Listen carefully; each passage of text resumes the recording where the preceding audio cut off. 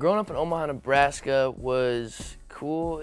I grew up listening to reggae music, going to reggae concerts, Revolution, Iration, Soja. It's like all my inspirations. That really kind of just led me to this profession, and I just was inspired, like watching them on stage all the time. I played at the Hollywood Bowl with Kymani Marley, who's one of Bob Marley's sons. Got in the Uber to go to Hollywood Bowl, thinking I'm about to go watch Kymani, just because that's like something I would have done in Omaha, Nebraska. And I get there, they give me my artist pass, and they're like, yo, you're going on sound check. I mean, on stage, we played our track together, and it kind of just like hit me, like looking out and seeing 15,000 people watching me, soaked in and like almost like teared up, and almost, like it was just kind of a huge moment for me. It's kind of flip positions from like a person in this like crowd to being on stage, being the one they're watching. My writing process, the vibe, it has to be a good vibe in the studio. Me and the producer, we come up with a beat, and then once it gets to a point where like I'm ready to go, I have melodies in my head, then I really just go into the booth and start freestyling melodies. Then like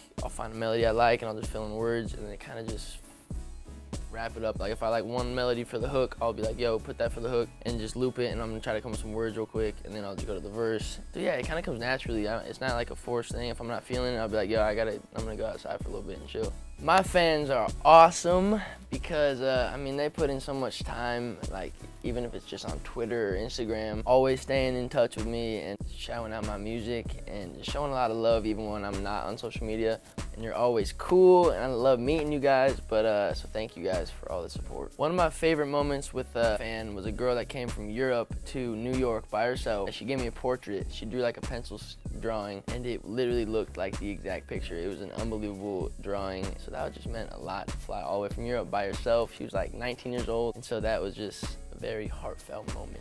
Growing up, I always loved learning new skills. There was a time when I really wanted to be a chef, and I would cook all the time with my mom and dad. I gave up chefing, and then I wanted to be a longboarder, and then I wanted to be like a golfer, and then I just did a bunch of new things. I was always a fan of like learning new stuff, trying to better myself and like do more activities. So now I don't want to chef at all. I never cook. I don't want to be a longboarder. I just like to learn new stuff. What's next for me? I am rehearsing, getting ready for my tour in August with Digitour, and then I'm going to be in the studio quite a bit to try to record my next album and get my music exactly how I want it and my performance exactly how I want it. So I'm practicing a lot. I'm in the studio quite a bit, and so come out and see me live at Digitour. Stay tuned on my Instagram and Twitter. It's just Sammy Wilk. If you want to watch Snapchat, it's Sammy Wilk 11. I'll see you guys soon.